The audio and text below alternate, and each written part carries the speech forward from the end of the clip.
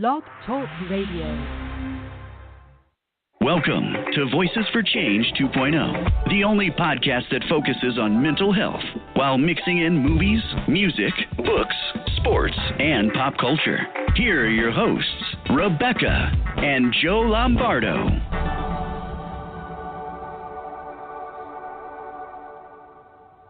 Hey, good morning, everybody. Look, I'm already losing my voice and the show just started. off to a great start already. She's excited. So, good morning. Thank you for joining us at Voices for Change 2.0. We are glad to have you. Yeah, thanks for being with us today, guys. We really appreciate it. Always grateful for our listeners. So, thanks. So, today we have a very special show. We are talking to the author of a book called Chaos to Cured, and he is an advocate for both mental health and equal rights, a life coach, and a consultant for bipolar disorder and anxiety. So please welcome to the show Mr. Kirk Patrick Miller. Good morning, Kirk. Hello. It's a pleasure to be on your show, and thanks for having me. Hey, thanks for being with us today. We appreciate it. We know you're a couple hours behind us, so, well, it might be 11 o'clock where we are. We know it's got to be, 9 o'clock there? Yeah, 9 o'clock. So hey, look at me with the math. There we go. We're all set. I actually came in today kind of having because Rebecca and I spoke on Wednesday. And one of the things that I had brought up was, talking about some of the positive aspects that you see with bipolar, and there are some of those things. And I had this whole sheet ready to talk about, and I'm going to change directions pretty dramatically just because of what I dealt with last night. And so, I was going to head in a lot more serious direction than I was originally planning. So last night, I had an appointment to meet a close friend. So, I don't charge him for consulting or anything like that. Sure. But wonderful person, and struggling with bipolar, and also, he's really struggling with some of the issues because he works in a field where you can't have a mental disorder. As soon as you say you have a mental disorder, then, of course, there's problems that arise. And we had an appointment set up for yesterday, and there was a cancellation. He, canceled kind of at the last minute, and so I was like, okay, wait a second. If he's going to cancel, I'll go show up. So since we're friends, I just went over and checked on him. I had a weird feeling that maybe something was off, and walked into his room, and on his computer screen, he was literally looking up ways to kill himself, and which is one time, that is probably good for us to bring up the National Suicide Hotline, which I have most of it memorized. I think it's what is it? I don't have that off the top of my head, but we'll find that in a minute anyway. I'll look for it. Yeah, and so I walked in, and he's sitting there, and absolutely hopeless. Really angry just at the whole world. And, I think a lot of times people hear about bipolar, and they think, oh, wow, you have these manias. And most of the individuals that I deal with and work with are very intelligent. Some of the individuals have OCD, ADD. I was kind of diagnosed with 4 things. So bipolar, anxiety, OCD, and then, ADD when I was much younger, or ADHD. I think they took the H out in the new DSM. But as far as, what I'm trying to get out there. And I think Gabe Howard did a good thing. He talked about mania a while back, and he said, there's so much misunderstanding. And then one of another great mental health advocate, Andy Berman. So he wrote Electro Boy, and he found one tweet and he had reposted it, and it was kind of startling to me because the person had literally said, "Oh, you have bipolar. That's the fun version of depression." And for me, I read the words and I'm going, "Oh, seriously? There's such a massive lack of education on all mental health issues and mental wellness issues." But when I walked in last night, it was so clear to see just how misunderstood some of this stuff is. When someone is at the point where they're suicidal and you're worried about them, and the first thing I was thinking is, okay, how can I diffuse the situation and get this a little bit calmer? And long story short, I checked on him this morning. He's around, which was that to me that's a relief. Huge. Yeah, that's a huge relief. And his family was there to watch him and take care of him, so he at least had some supervision. And this is where, and this is one reason why the show that you guys do is so important. People need to hear the reality of these things. He is literally at an age, one of the more highly skilled people, has more degrees than I can possibly count, and can't hold a job, number one, can't find a job. Of course he's going to feel down. Everybody would. But it's that added push that you get with bipolar or those that are suffering with just chronic depression. It's a terrifying state to be in, and I've stated it before, just on Twitter, that it's I call it kind of the blanket of shadows. For me, it just felt like I had to lie down, my body felt heavy, and the whole world kind of lost the color. I didn't want to see something that would make me happy. I didn't want to experience something that made me happy, whether that was music, a good show, any of those things. And I think a lot of people think of depression as, oh, you know what, your life, you need to adjust your life and step to it. Let's get moving. And, it's they have that attitude of, it's not that bad, and snap out of it. You'll be okay. Exactly. And it's like, no, you don't understand. It's, if somebody is feeling down, they had a bad day or whatever, eventually, they can snap out of it. When you're in the throes of depression, that's about as hopeless of a feeling as you're going to ever feel.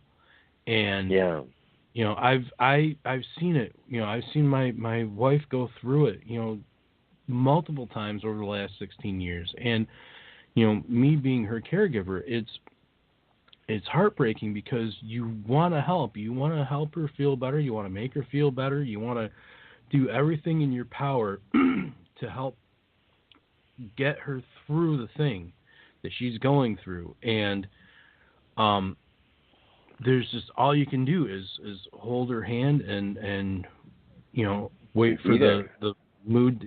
Just be there. There's it's a helpless feeling. There's nothing else you can do. You can just be there, And she tells me, look, there's nothing, you can't fix me. That was a big thing early on. You don't fix me. Don't try and fix me. This can't be fixed.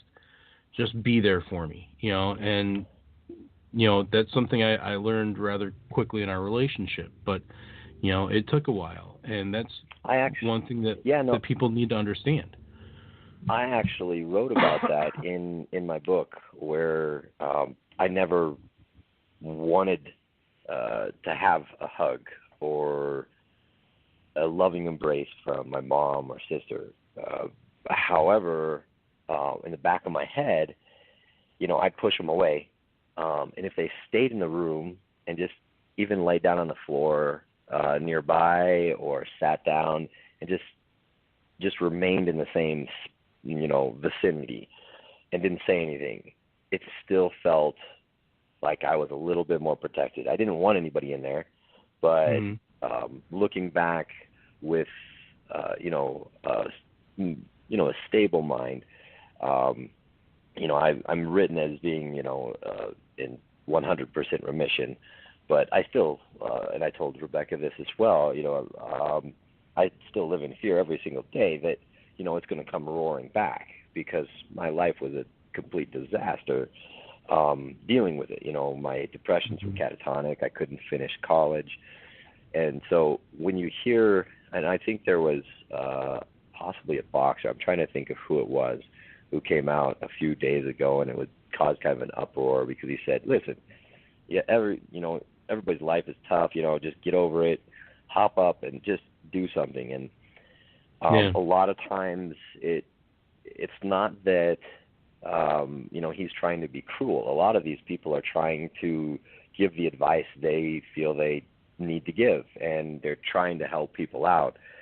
And it's just that lack of understanding. And for me, with the depression, the most frustrating part that I dealt with personally was the fact I knew I was down, and it felt like there was this ceiling above me. I was kind of chained down. There's no way that I could kind of pull myself out. So half of me kind of wanted to just give up. And so the conscious part of me was just going, okay, when is death just going to come, and when am I going to just disappear?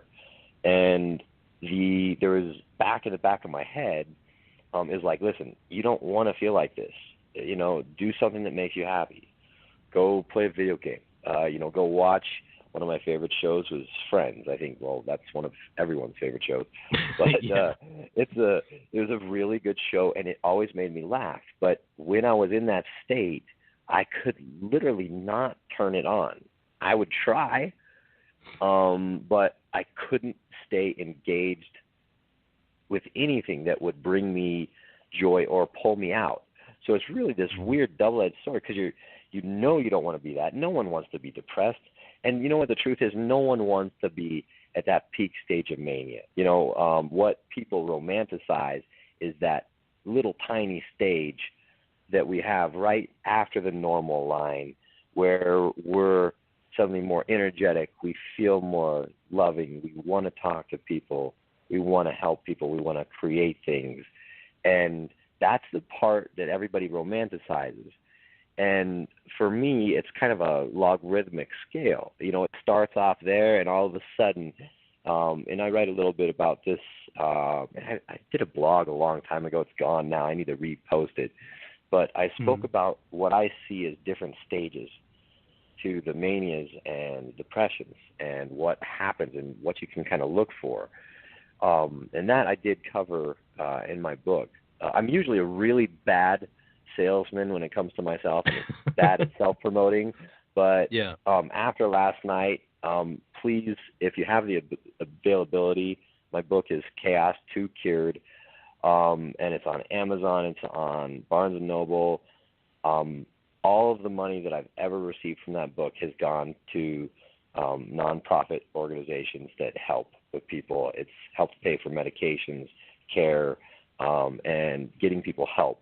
And I would like to continue that, but I wrote the memoir in kind of a story mode instead of more like a story because that's the way I like to write. And I love writing fantasy books and other stuff. But in it, there's a lot of stuff that I think will really help individuals, whether they're family or loved ones, and they're dealing with somebody who's bipolar, so they can really see what these swings are like. And if you're bipolar, you're going to read that book and you're going to go, wow, okay, this is exactly how I felt on this and this and this and this. And that's typically the feedback I get from individuals who read it. So, that's my pitch for today. We need to get education out there. And thank you so much for both of you for this show. And the direction of everything I was planning to do today was drastically changed yesterday. Yeah. You know, it only takes one moment to really kind of refocus, and you know, life is full of surprises, and that's one reason that we want to keep all these amazing individuals alive and well. So many people are capable of doing great things, and there's some other aspects we need to work on when it comes to mental advocacy, and one of them is finding a way to help keep these people in a steady job.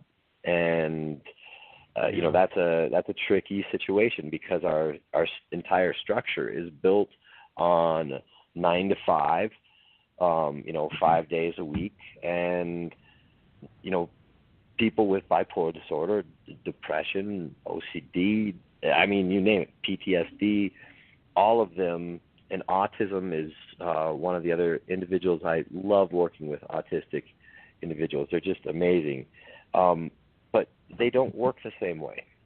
Right. And so you're kind of trying to fit a square peg into a round hole, to use an old phrase, and that just doesn't work. And, you know, I think that's one of the ways that we can kind of help people out, is figure out a way. Last night I was trying to think if there was a way to start a company where, you know, even if they get paid a little bit less, if you have, you know, a couple you know, MDs that have bipolar and they're not allowed to work as much, you know, they have a lot of restrictions if you do have that. Same thing with, like, you know, law or anything where you need, like, you know, really high skill level, but they have some restrictions on that. And being able to get some of these individuals, whether they're a good programmer, whether they're a good English teacher, and kind of get it so that there's a, you know, 2 or 3 people to fill one position. And so when somebody's down, somebody else can kind of take over. And because, you know, it's a wasted pool of talent. And all of these people are amazing. And for me, the other part is that what we have found is stress is a major part of what causes some of these swings to go through the roof, whether it's to the downside or to the upside. And so we need to figure out a way to create a low-stress environment. And that's not just for people with mental wellness issues either. That's for everyone. I mean, you just look around what's happening in the U.S. right now, and there's just too much stress. Yeah. You know, hey, and Kirk, that's definitely Kirk, not good. on that note, we've got to take a quick break. Yeah. We're gonna take a minute. We got about 15 minutes in. We're gonna be playing "No One Is Alone" from Alexander Rodriguez, and we will be right back.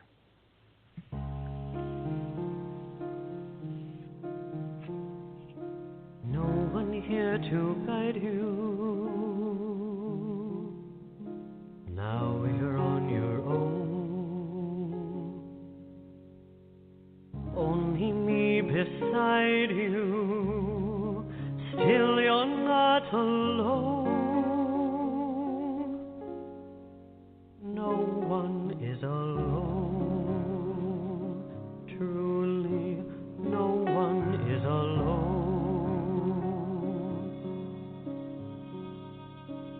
Sometimes people leave you halfway through the wood. Others may deceive you. You decide what's good. You decide alone.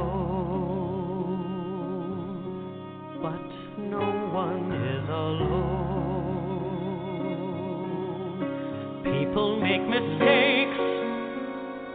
Fathers, mothers, people make mistakes, holding to their own, thinking they're alone. Honor their mistakes, everybody makes one another's terrible mistakes. Witches can be right, and giants can be good. You decide what's right, you decide what's good. Just remember, Someone is on your side, someone else is not. While you're seeing your side, maybe you forgot that they are not alone. No one is alone.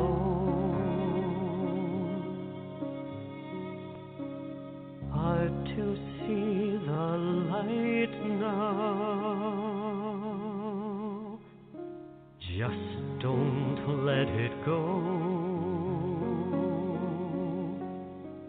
Things will come out right now. We can make it so. Someone is on your side. No one is alone.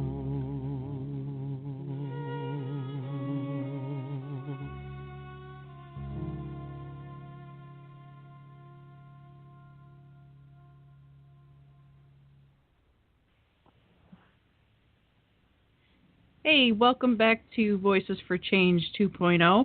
We are glad to have you with us today. We're talking to the very important and, gosh, I can't even think of a good word to describe him at this. How do you say that? Philanthropic. Philanthropic is a good word that I was trying to figure out how to pronounce for the last 10 minutes to describe him. But Mr. Kirkpatrick Miller is back with us, and we spoke a little bit before the break about the suicide hotline number, and we just want to give that out to anyone who is in need or wants to jot it down to have it in the future. 1-800-273-8255 is that number. Again, 1-800-273-8255. And also remember, there is the crisis text line, which is very easy to use. You just text to 741-741, and someone will get back to you. So welcome back, Kurt. We have some questions for you, if you're ready for us. Yeah, definitely. Okay. At what age did you first determine that you were experiencing signs of depression?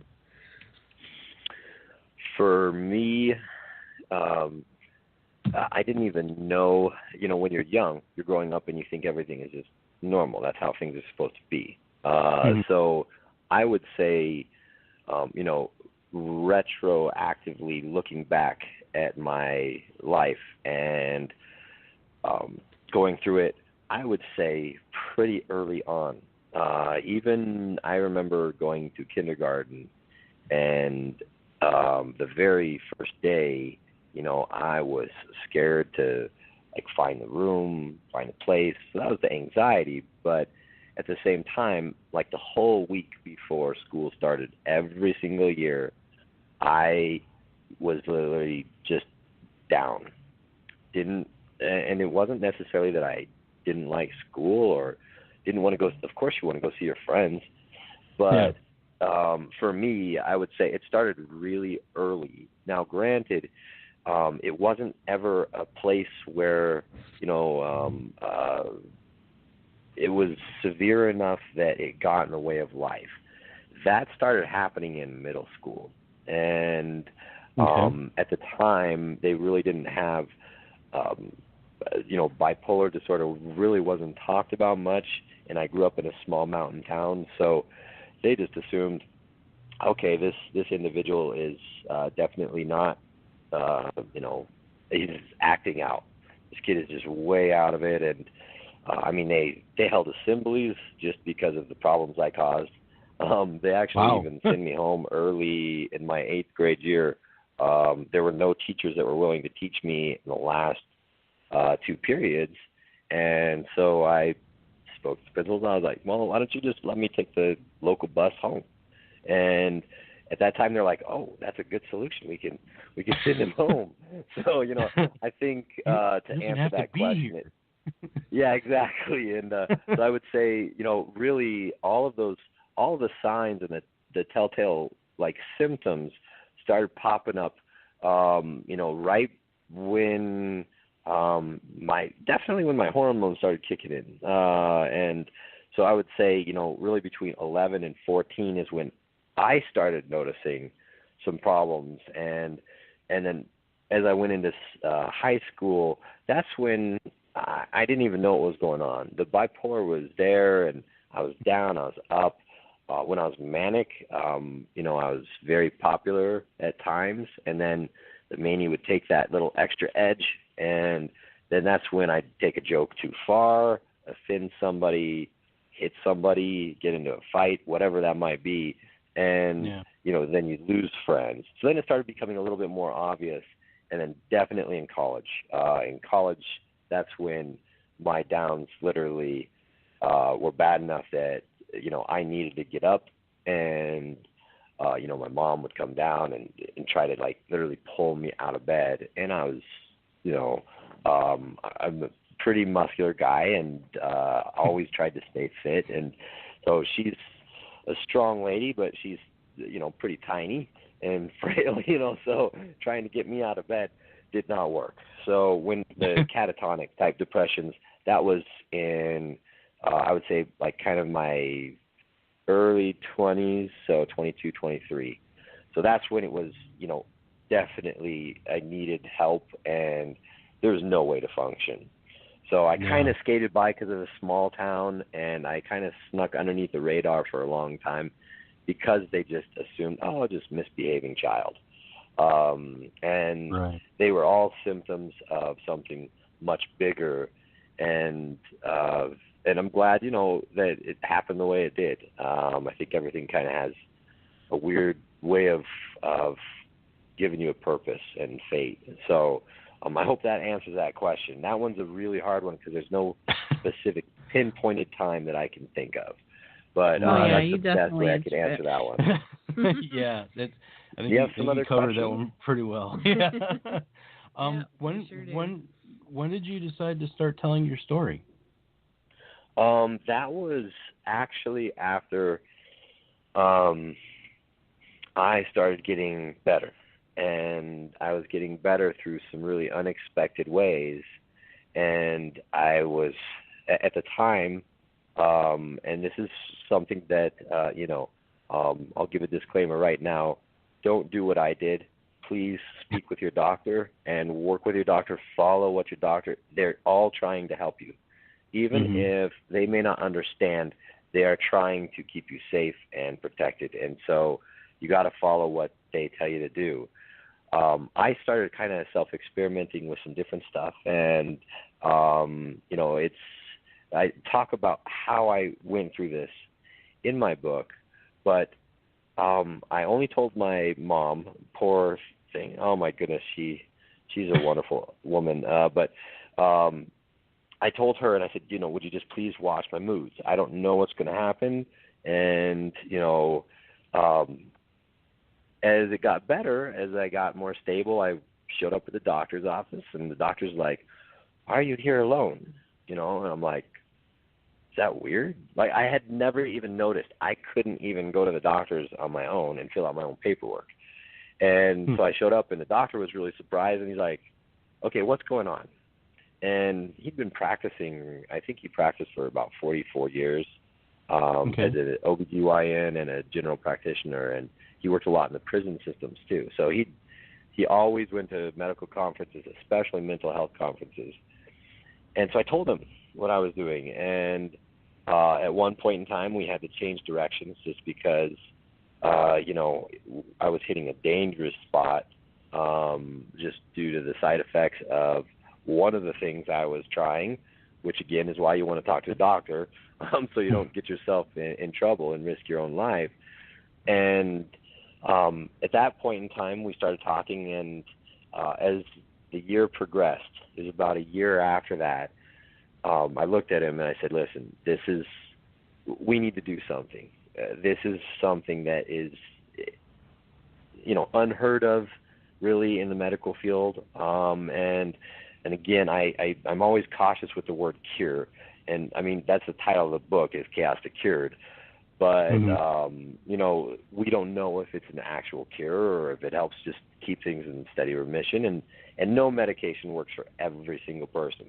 So as far as that goes, I'm always cautious with, cured. No, it was, you know, one of those things where we wanted to at least give people the opportunity and see what happened. And so at that point in time, he started taking on patients that were recalcitrant, meaning they were non-responsive to all of the other bipolar medications, and the psychiatrist had kind of given up hope. They didn't know how to help them anymore. And so that's when they came to the doctor that I was working with, and they tried a different protocol. And from that point forward, you know, we had phenomenal successes, and that's the original reason that I started actually doing consulting and some life coaching, was because I was kind of the liaison between the doctor and the patients, because of course he didn't have enough time to he could see them, and he saw them all for free, and you know, wanted to make sure they were taken care of. But as far as like talking to the family and helping through, you know, the little stages, he said, okay, you're going to be the liaison here, and you know, if it comes to a medical question, you're not a doctor, you're not allowed to practice medicine, so you need to, you know, send them my way when those questions come up. But that got me into it, and then later on, as I pursued some different avenues, the person who wrote the foreword to my book, Dean Stahl, he actually was the founder of Hauser Pharmaceuticals, and also invented Taxol, which is one of the more widely used chemotherapy drugs still to this day. And amazing, man. Took me about 3 years of, you know, staying kind of on top of him, because of course he said, I want to see more data. No, you know, I don't want to meet yet. You know, it took a while to get to the point, and then finally we had, you know, coffee, and from that point forward, he was kind of a mentor and a friend, helping me kind of through the process. And he said, listen, he's like, you got to tell your story. He's like, this is something that, you know, no matter if it happens 5 years down the road or if it happens, you know, 100 years down the road, you know, doctors and researchers need to hear this so they can start looking in some different directions. And so that's kind of how it led me to doing that. Is, you know, as I got better, I realized I didn't want to live like that.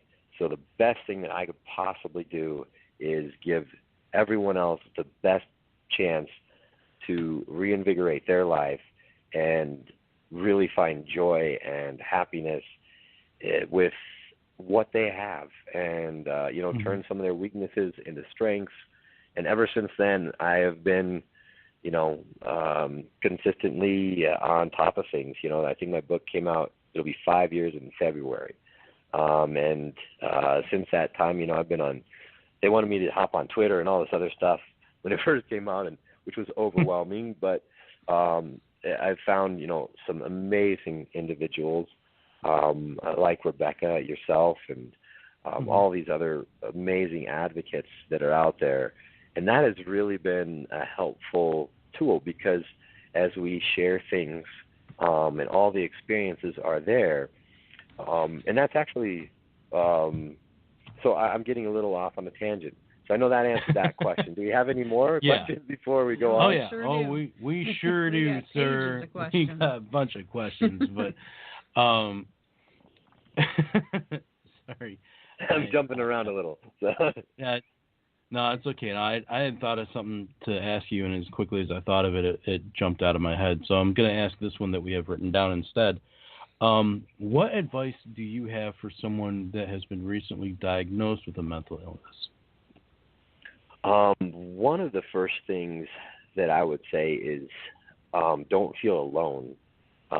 I personally feel like everybody, regardless of you know, who they are, everybody has a little bit of something and we all fit into this one big, and that's why I did that diagram of the sphere. I'm working on a 3D model for this to help doctors, work with,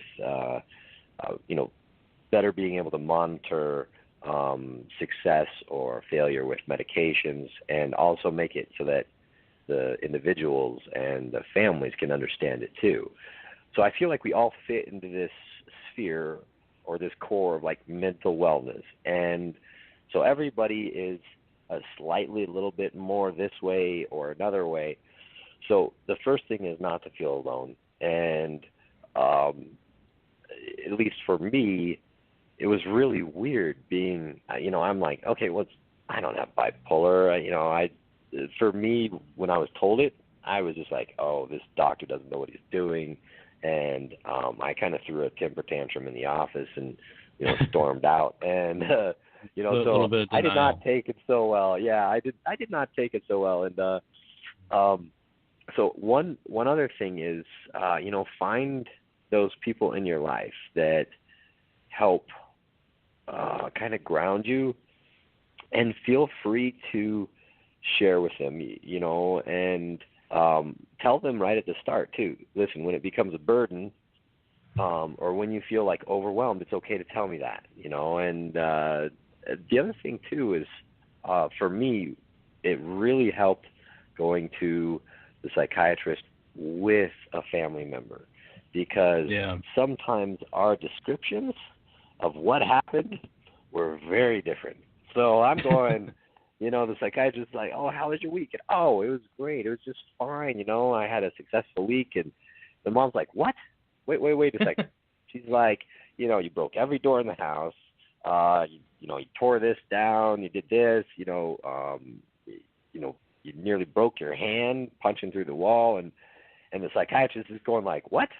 I'm hearing two totally different things. So, not feeling alone, first of all, having some people to talk to, not being afraid to reach out. And that's one thing. We all worry about that stigma of a mental health issue, and we always worry that, oh, my goodness, if I tell or I share this with somebody, they're going to judge me.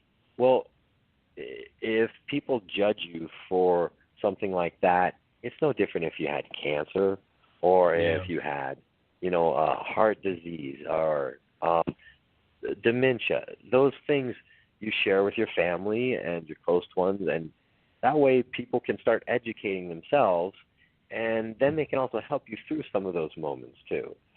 So a lot of it is trying to get them to reach out and look for other ways, and be careful and happy with themselves. A lot of times we're so hard on ourselves. We're going, oh, I have this, so I'm not worthy. I'm not a good person. I'm not this. And every person is valued, and every person has this amazing potential to do great things with life. So that would be one of the first things that I would say when it comes to that question. Yeah, that's the one thing that we've always been really focused on with trying to break the stigma surrounding mental illness is, that we try and make it as common of a conversation as, oh, I broke my leg, or, oh, I've got cancer, or I've got diabetes. And, it's not, especially in the case of a disease like cancer or, again, diabetes or whatever, it's still a touchy subject, and it can be painful to talk about, but, people still have that compassion for it, and it's trying to get that same compassion when it comes to, bipolar disorder or OCD. I'm so tired of people making OCD a punchline. And, my poor goodness. people are struggling. And same thing with DID, or just you name it, and just people have no problem making a mental illness a punchline, or making it, the underlying thread in the case of Hollywood, making it their underlying thread to why this person is a killer in their movie. It's old and tired at this point. And you know, on that note, I hate to cut you off. There's a perfect example I have, and I tweeted a response to it, I think, a couple days ago. It bothered me because someone had made a comment, and it was regarding, you know, politics, which I'm not even going to get near that subject. But as far as things go, this other person responded to it and said, "Oh, this person is off their meds again." And I'm going, stop using mental illness to hide your insults. If you know, it doesn't work. And like you're saying, they use, like for me, OCD was not fun. I forgot my medication one time, and I was in Las Vegas, and I literally was just, it was driving me crazy. The napkins were off different angles, and the menus were set up, and they were kind of like, they hadn't put them back quite right, so they were kind of shifted. So I literally walked into the restaurant and started organizing the whole restaurant. And the funniest part was somebody came up and they said, you know, listen, we've been waiting for our table. You know, when can we be seated? And I looked up and I'm like, what am I doing? I'm like, I don't even work here. You know, so, you know, it's not it's, you know, it's good to bring humor into the, you know, mental wellness issues and how to deal with them. But like you said, when it becomes something like, oh, the weather is so bipolar, it's like, come on, you know, those kind of things demoralize, and, you know, they add to the stigma, and they also lessen kind of the importance of understanding how severe some of these things can get. Bipolar is not something that is gentle. It is something that is, you know, I don't know what a hurricane category would get to, but, you know, you take the top, let's use an earthquake.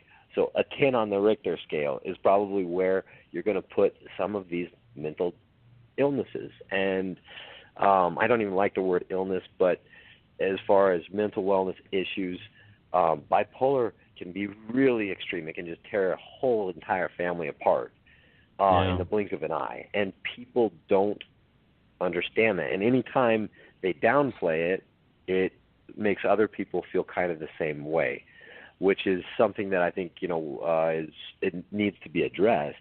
And one thing that you'd said that I liked as well was you're talking about, like, say you're at work and you have cancer. No problem. You can take some time off for this. Oh, I have alcoholism. I need to check myself into rehab. Don't worry. Your job's going to be here when you get back. If you have bipolar and you're having a manic episode, you're having a depressive episode, or let's just say you're depressed and you can't get out of bed, you can't call up your boss and say, I can't get out of bed. And the response is like literally either you get out of bed or, you know, we're going to have to write you up. And after that happens 2 or 3 times, you're fired. If that were alcohol or a substance abuse issue, the companies literally step in and go, oh, we can help you.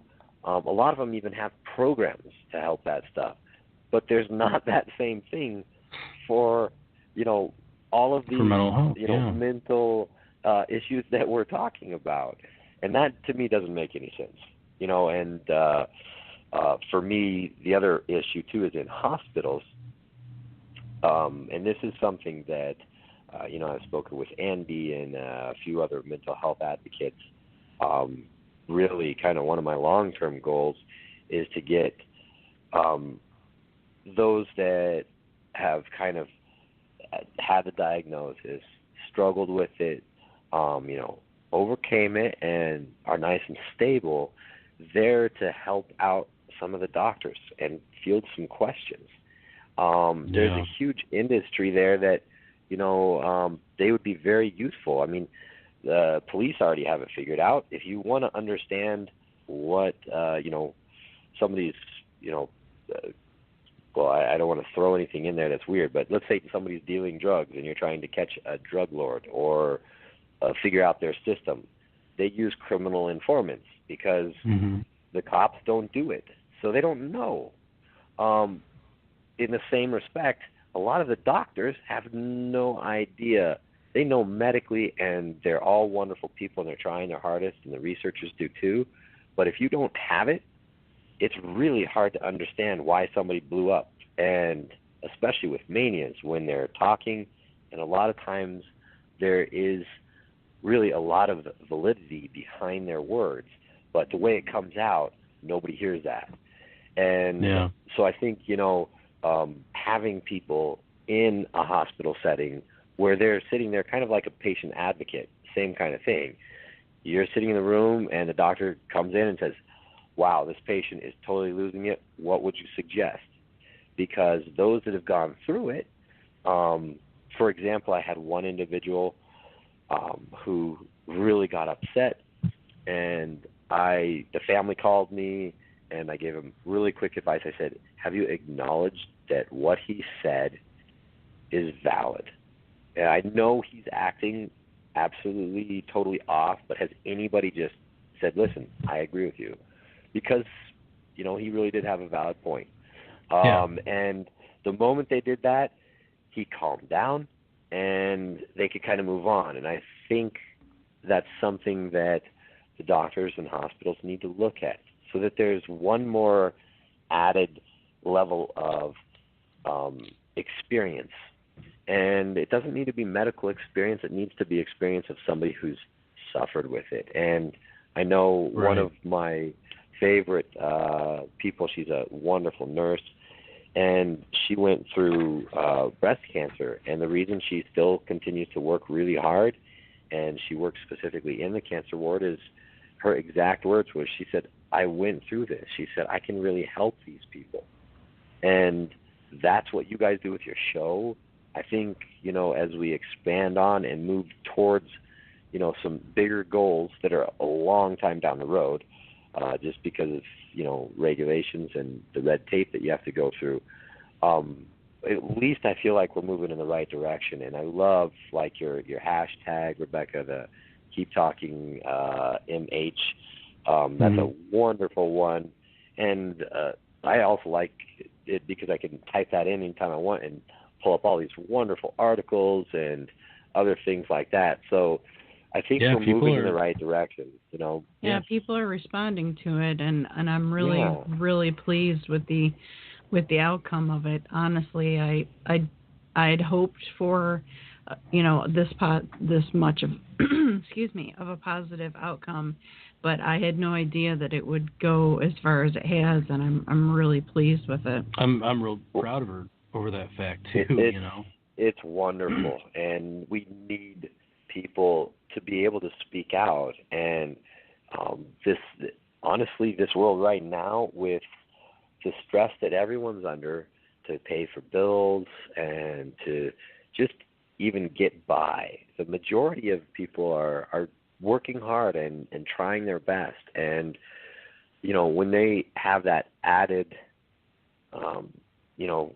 thing to overcome, that is where having the mental health advocates and your show and these kind of things on Twitter, and I have not even touched Instagram yet.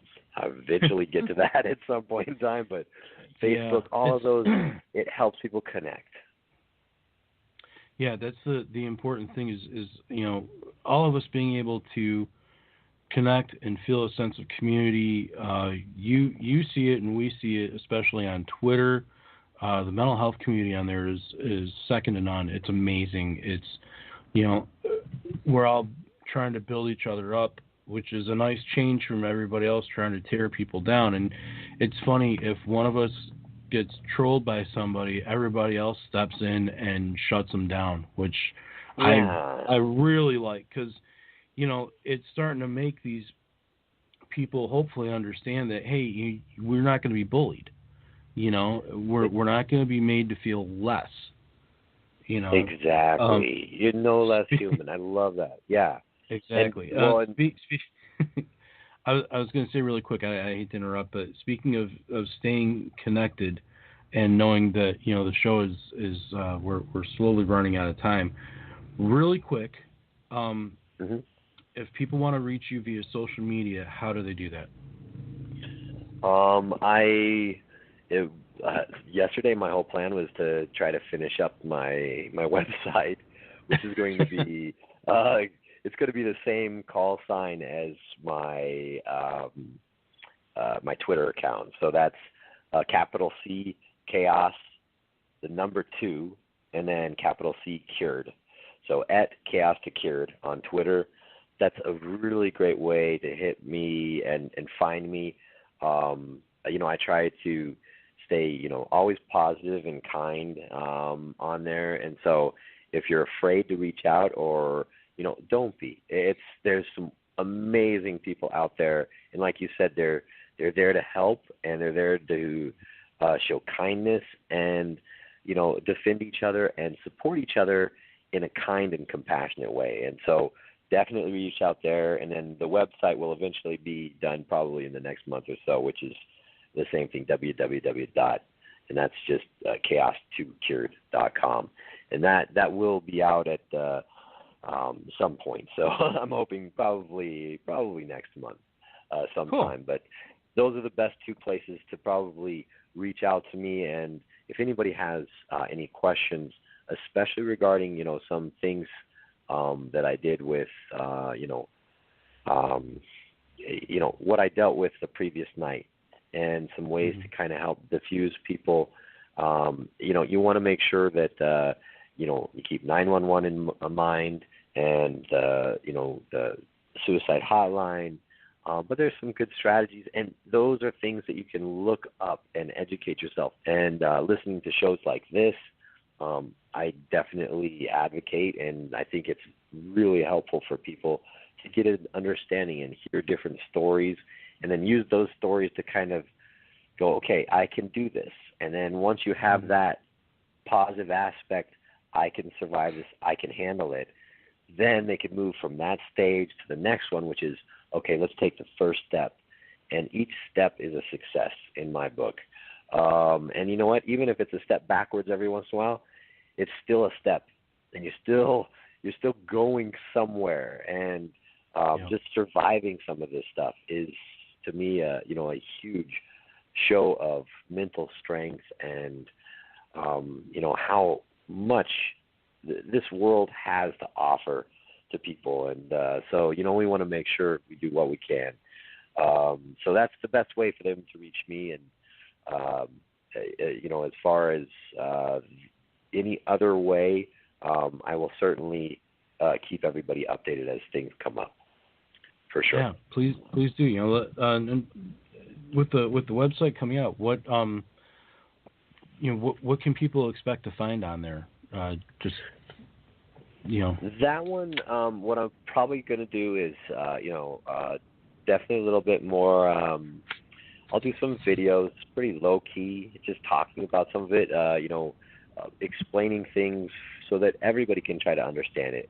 I think a lot of times some of the stuff is so complicated. If you try to research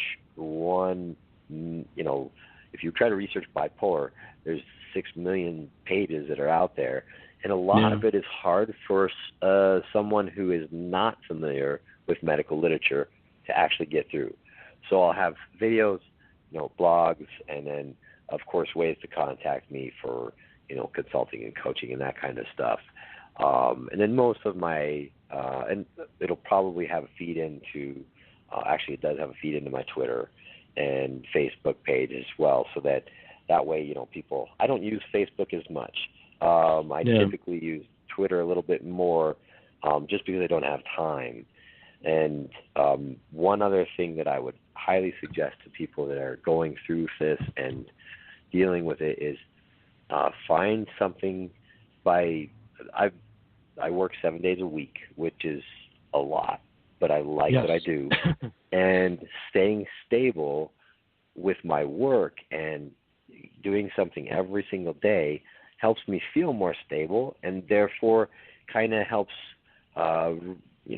rewire my brain. And I love neuroplasticity, the idea behind it. I really do believe there's a lot that we can do to help improve our situations if we're self-aware and we're willing to ask for help. And that is the biggest sign of strength that anyone can have is when they are willing to ask for help. So that's something that, I want to make sure everyone is left with that message. Never give up hope. Always believe in what you're capable of doing, and don't be scared to reach out.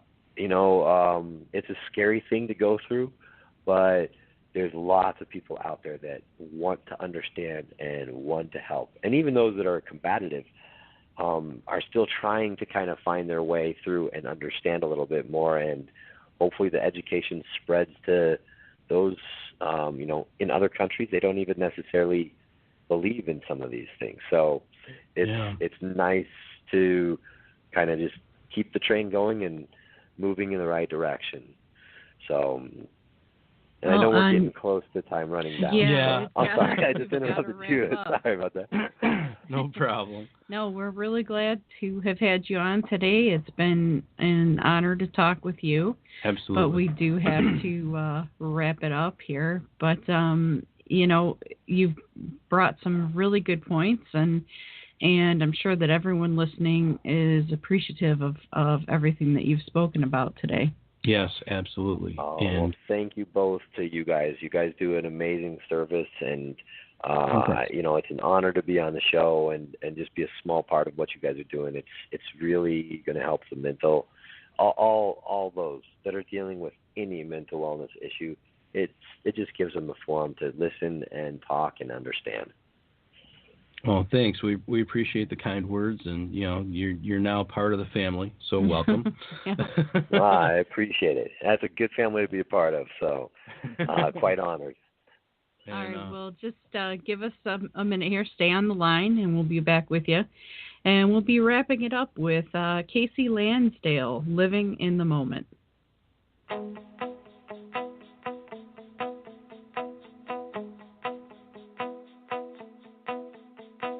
Easy to get off track, easy to lose your way. In a world that makes you believe there's no time to waste, that you gotta have it all, better have it all, better not slow down. Looking ahead got me looking in circles. Life with a plan at first seems hopeful. Worry that I won't make it like I want if time keeps flying by. But you gotta have faith, don't let it slip away. Don't let the world drive you crazy. 'Cause I got a feeling if we keep believing, all that matters is right now. Forget about forever. Your path's already chosen. Start living in the moment.